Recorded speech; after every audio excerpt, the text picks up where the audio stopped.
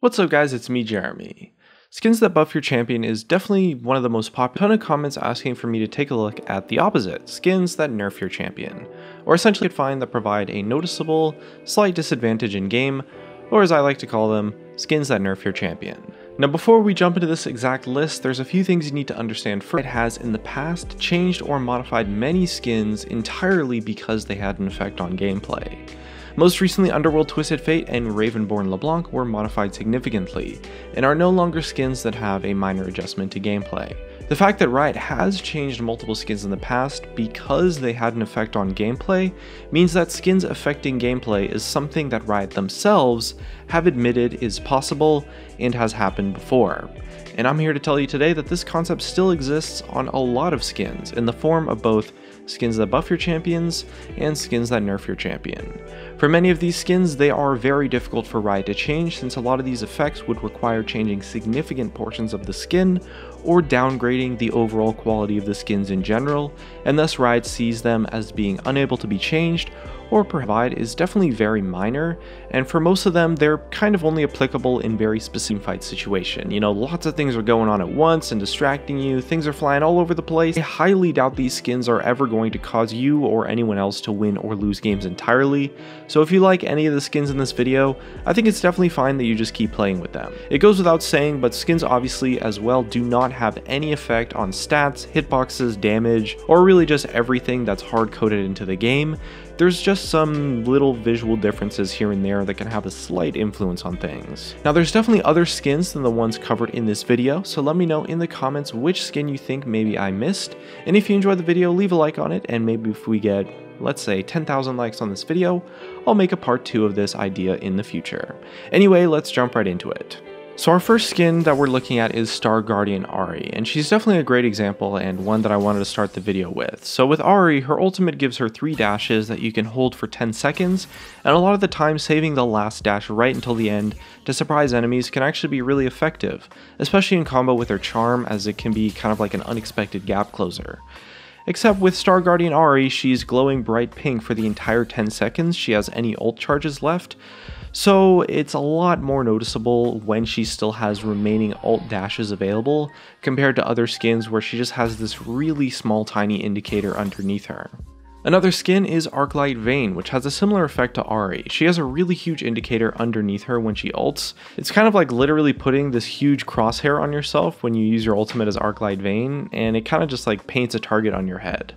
Another skin that we have is Project Zed, whose ultimate has an animation to display the duration of his ultimate, as well as an additional animation that displays right when it's about to explode, which makes it really easy for your opponent to time and kind of see what's going on and the exact timing of what's going to happen with your ultimate when you use it on them. The next one is Mecha Zero Scion, and in this skin his W has a huge and really obvious indicator for when you're able to reactivate and explode the shield. In this skin, the actual thing that it does is that it changes your shield's color when you can reactivate it, and this gives opponents a much easier indicator to see when they have to avoid the damage part of your W.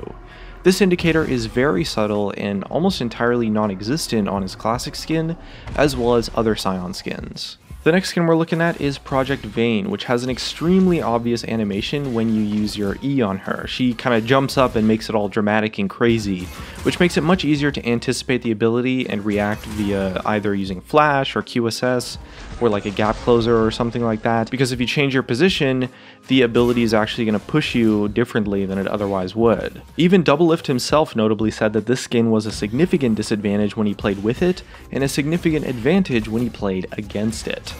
Another one that's a little weird is Darkstar Thresh, and in this skin he's nothing like a lantern whatsoever, which can be really hard to identify as Thresh's lantern, especially when there's a Syndra in your game as well, or if you've never played with a Thresh using it can be a little bit tricky and confusing to identify.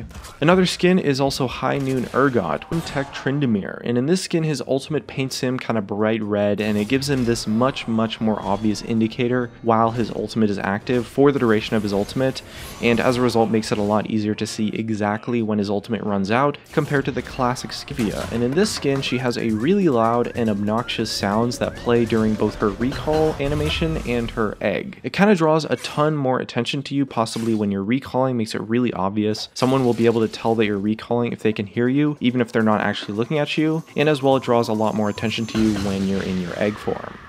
Another one that we have is Omega Squad Vhagar. Now in this skin, I gotta say it's a really cool skin, but his W plants this big giant target on the ground that's super easy to see. It makes it really obvious where it's going to land. His base skin, as well as pretty much all of his other skins, just don't really have such an obvious indicator for the hitbox of his W.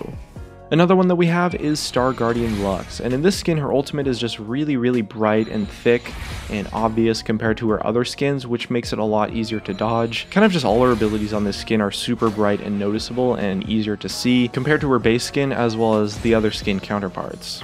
For our next skin, we have Lightbane Karthus. Now in this skin, his Q kind of has a big enough delay that if you're playing against Karthus, you can definitely dodge the ability by the downside for the Karthus player. Another one that we have is Freljord Talia, and in this skin her abilities are much brighter and easier for opponents to see and therefore dodge. Specifically her W is a lot more noticeable in this skin compared to her classic skin, and as a result is likely easier to be identified in time and dodged accordingly than on any other skin, because it has this massive purple orb that kind of shows up in the middle during the animation, which makes it a lot easier to react to. Usually her ultimate kind of just animates with the ball normally, so on this skin it's a lot easier to see and react with like a flash or something like that. Another skin that we have is Final Boss Vhagar, who's significantly bigger than classic Vhagar and his other skins, and he also has a lot worse auto attack animations which stun abilities. And the next one we have is actually Project Yasuo, and in this skin, it makes his auto attacks a lot less fluid, as well as the animation on his Q. In this skin, I think in general, the animations are just really choppy and kind of hard to play with if you're not really used to it. It's probably not that bad if you only play Yasuo on Project Yasuo, but if you're used to playing Yasuo on either the classic skin or a different skin, and then you switch to this one, it's probably going to be a little bit confusing for you. And also the wall animation on this skin is a little bit more obvious and noticeable compared to some of his others.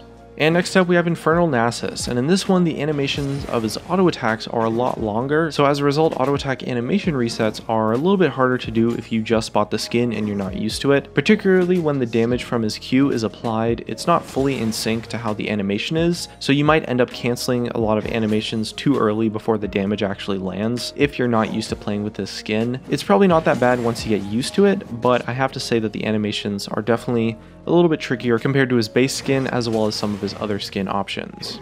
And that's actually just about going to wrap it up. That's all the skins I could get for this video. I have to admit, finding skins like this is not easy. It actually takes hundreds of hours of research, and I have to nips like this, because the truth is, most skins in League of Legends do not actually nerf your champion. So if you appreciate the effort and research I put into this video, hit that like button and make sure to subscribe to be notified of future videos just like this one. Let me know in the comments if there's any skins you think I missed for this topic, and with your help, if I can figure out another list, I'll definitely make a part 2 of this video in the future. Thanks again for watching, and I'll see you guys next time.